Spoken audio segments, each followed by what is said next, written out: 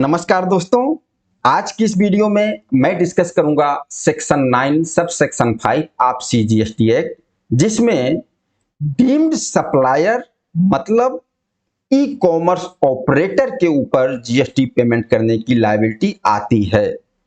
कुछ notified e commerce operator होंगे, notified services हैं।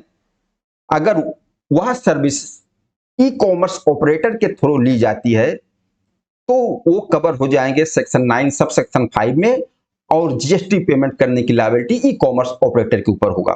हम इसको पूरा डिटेल में बेसिक से समझने वाले हैं। जैसे यहां पर एक रिसिपिएंट है और यहां पर एक रियल सप्लायर है।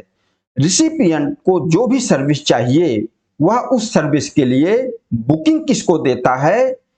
ई कॉमर्स ऑपरेटर को बुकिंग देता है, लेकिन सर्विस देने वाला और कोई रियल सप्लायर है। तो यहां पर तो ना रियल सप्लायर जीएसटी का पेमेंट करेगा, मतलब ना फॉरवर्ड चार्ज में जीएसटी का पेमेंट होगा, ना ही रिसिपिएंट जीएसटी का पेमेंट करेगा, ना तो रिवर्स चार्ज में जीएसटी का पेमेंट होगा। यहां पर जीएसटी का पेमेंट करेगा ई कॉमर्स ऑपरेटर, जिसको हम डीम्ड सप्लायर मानेंगे। डीम्ड सप्लायर, ओके, इतना तो बेसिक पॉइंट है, ये क्लियर हो रहा है। लेकिन सिर्फ इतने से काम नहीं चलने वाला है, क्योंकि यही notified services e commerce operator के थ्रू ही बुकिंग की जाएगी, लेकिन वहां भी सेक्शन 9 सब सेक्शन 5 नहीं लागू होगा। तो इसके लिए हमें डिटेल में समझना होगा।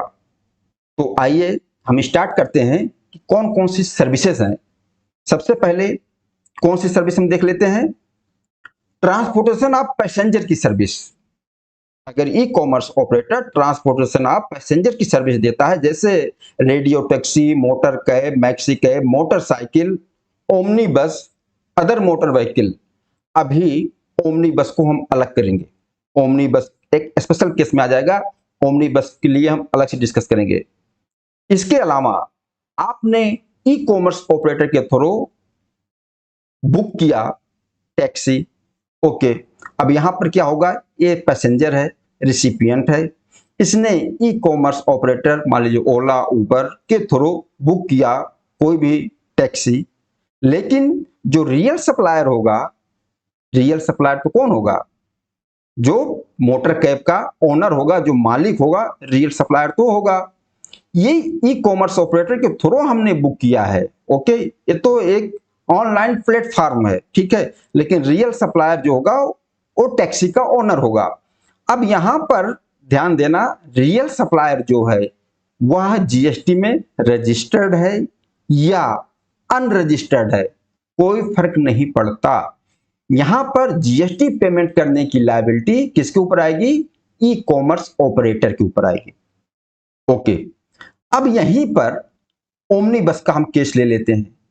ओमनी बस का मतलब कि ड्राइवर को छोड़कर उसमें 6 लोगों से ज्यादा बैठने की कैपेसिटी होगी। ड्राइवर के अलावा 6 पर्सन से ज्यादा लोग बैठ सकते हैं, उसको हम ओमनी बस। अब ओमनी बस को आपने ई कॉमर्स ऑपरेटर के थ्रू ही बुक किया है, तो क्या उस केस में भी ई कॉमर्स ऑपरेटर के ऊपर जीएसटी पेमेंट करने की लायबिलिटी आएगी? मतलब सेक्शन 9 सब सेक्शन 5 अप्लाई होगा? तो ऐसे हम डायरेक्ट नहीं बोल सकते, इसके लिए कंडीशन है। कंडीशन क्या है? हमें यह देखना होगा कि ओमनी बस का जो रियल सप्लायर है, अगर वह अदर देन कंपनी है। रियल सप्लायर का मतलब ओमनी बस का जो ओनर होगा उसको हम रियल सप्लायर बोल रहे हैं, और जो ई कॉमर्स ऑपरेटर है उसको हम डीम्ड सप्लायर बोल रहे हैं, ठीक है। अगर ओमनी बस का ओनर जो रियल सप्लायर है वह अदर देन कंपनी है, तो सेक्शन 9 सब सेक्शन 5 अप्लाई हो जाएगा, और फिर ई कॉमर्स ऑपरेटर के ऊपर जीएसटी पेमेंट करने की लायबिलिटी आएगी, ओके। अगर ओमनी बस का जो ओनर है यानी कि जो रियल सप्लायर है वह कोई कंपनी है, तो फिर सेक्शन 9 सब सेक्शन 5 अप्लाई नहीं होगा। फिर यहां पर जीएसटी पेमेंट करने की लायबिलिटी रियल सप्लायर के ऊपर आ जाएगी, यानी कि जो ओमनी बस का ओनर होगा जीएसटी पेमेंट करने की लायबिलिटी उसके ऊपर आएगी। यहां पर ई कॉमर्स ऑपरेटर के ऊपर जीएसटी पेमेंट करने की लायबिलिटी नहीं आएगी। किस केस में? सिर्फ ओमनी बस के केस में। ट्रांसपोर्टेशन ऑफ पैसेंजर सर्विस की बात कर रहा हूं ओमनी बस के केस में। बस यही देखना है कि अगर ओमनी बस का जो रियल सप्लायर है वह अदर देन कंपनी है, कंपनी नहीं है, तो सेक्शन 9 सब सेक्शन 5 अप्लाई होगा और ई कॉमर्स ऑपरेटर जीएसटी का पेमेंट करेगा। अगर ओमनी बस का रियल सप्लायर जो है, ओमनी बस का जो ओनर है वह कोई कंपनी है, तो सेक्शन 9 सब सेक्शन 5 अप्लाई नहीं होगा। मतलब ई कॉमर्स ऑपरेटर को जीएसटी का पेमेंट नहीं करना है, यहां पर जो रियल सप्लायर होगा वही जीएसटी का पेमेंट करेगा। ओके, या तो ट्रांसपोर्टेशन ऑफ पैसेंजर की सर्विस हो गई। अब इसके बाद हमारा आ जाता है होटल की सर्विस, गेस्ट हाउस। हम होटल भी बुक कर सकते हैं, गेस्ट हाउस भी बुक कर सकते हैं, किसके थ्रू? ई कॉमर्स ऑपरेटर के थ्रू। देखिए, अगर आपने होटल या गेस्ट हाउस बुक किया डायरेक्टली होटल ओनर से आपने बुक करते हो और होटल ओनर रजिस्टर्ड पर्सन है, तो यहां पर सेक्शन 9 सब सेक्शन 5 का कोई मतलब ही नहीं है। यहां पर होटल ओनर जीएसटी का पेमेंट करेगा। लेकिन अगर आप होटल की सर्विस, होटल बुक करते हो, गेस्ट हाउस बुक करते हो, किसके थ्रू? ई कॉमर्स ऑपरेटर के थ्रू। अब यहां पर देखा जाएगा कि सेक्शन 9 सब सेक्शन 5 लागू होगा या नहीं, जीएसटी कौन पेमेंट करेगा। तो इसके लिए कंडीशन है क्या? अगर होटल का ओनर मतलब रियल सप्लायर होटल का ओनर और deemed supplier e commerce operator, ठीक है। अगर होटल का owner real supplier is liable for registration under section 22, मतलब सेक्शन 22 में जीएसटी रजिस्ट्रेशन हम कब लेते हैं? जब हमारी थ्रेशोल्ड टर्नओवर लिमिट क्रॉस हो जाती है जीएसटी में रजिस्ट्रेशन लेने वाली।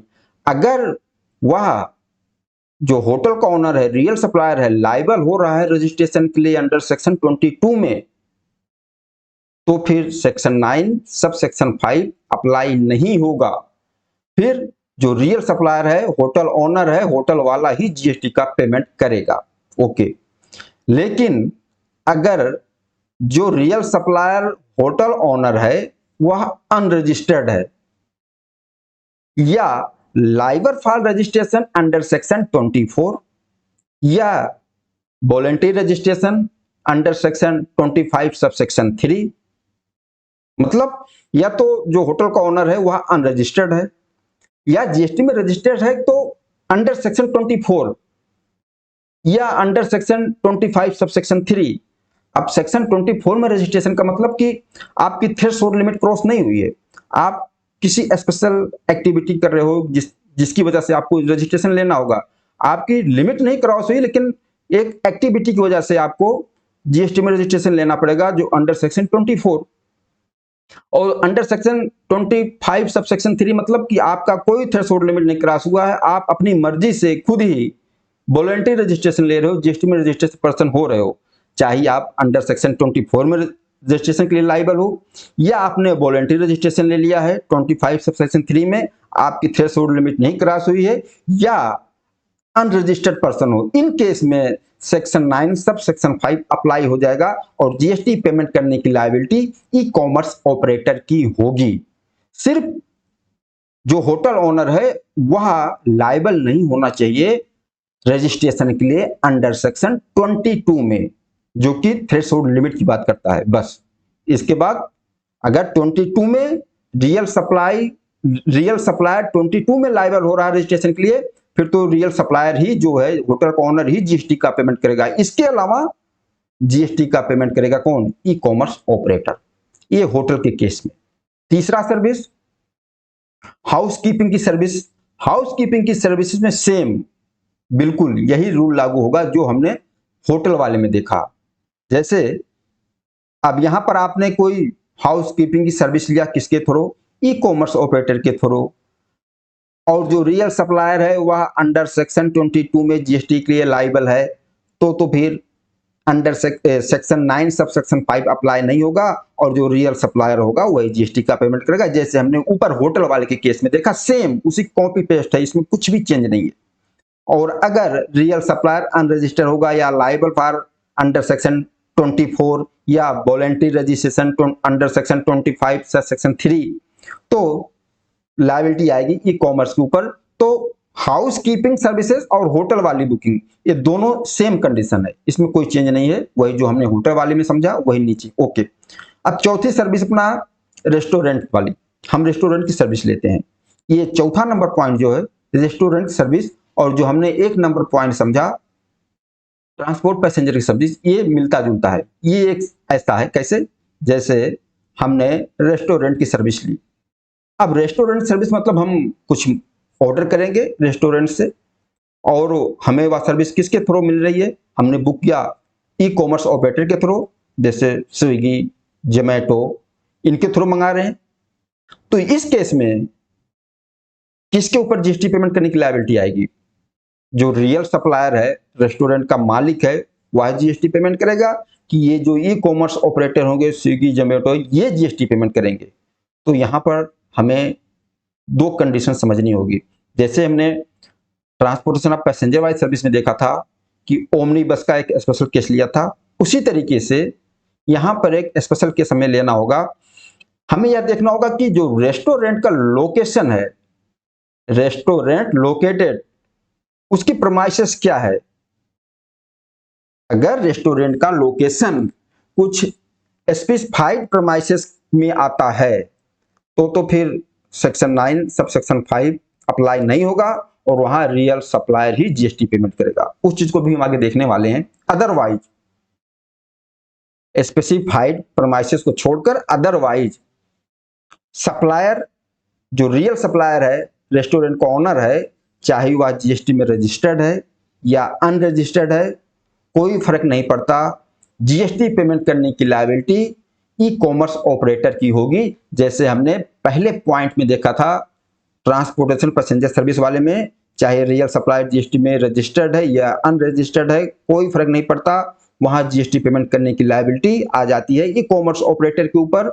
सिर्फ ओमनी बस के लिए हमने स्पेशल केस देखा था। इसीलिए इसी तरीके से अगर रेस्टोरेंट की सर्विस लिया जा रहा है तो सिर्फ ये स्पेशल केस क्या होगा, परमाइसेस वाला, कि वह रेस्टोरेंट की परमाइसेस क्या है, वह रेस्टोरेंट की लोकेशन क्या है। कई बार क्या होता है कि रेस्टोरेंट के साथ होटल भी होता है, उसी होटल में रेस्टोरेंट भी होता है।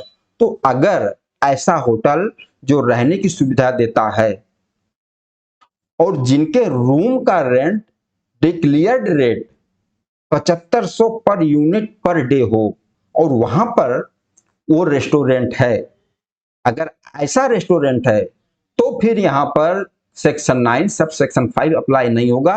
यहां पर जो रियल सप्लायर होगा, रेस्टोरेंट का मालिक होगा, जीएसटी पेमेंट करने की लायबिलिटी उसके ऊपर आएगी। इसके अलावा अदर केस में चाहे रियल सप्लायर रजिस्टर्ड हो या अनरजिस्टर्ड हो, जीएसटी का पेमेंट ई कॉमर्स ऑपरेटर ही करेगा, सेक्शन 9 सब सेक्शन 5 अप्लाई हो जाएगा।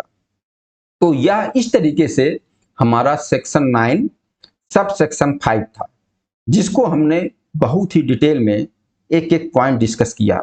और मुझे उम्मीद है कि अब ये जो deemed supplier e commerce operator जिसके ऊपर जीएसटी पेमेंट करने की लायबिलिटी आएगी, जो सेक्शन 9 सब सेक्शन 5 में कवर होते हैं, उनका पूरा बेसिक आप समझ गए होंगे। और कब सेक्शन 9 सब सेक्शन 5 नहीं अप्लाई होगा वह भी हमने डिस्कस किया। बाकी आप लोग बताना यह वीडियो कैसा लगा। नमस्कार, धन्यवाद।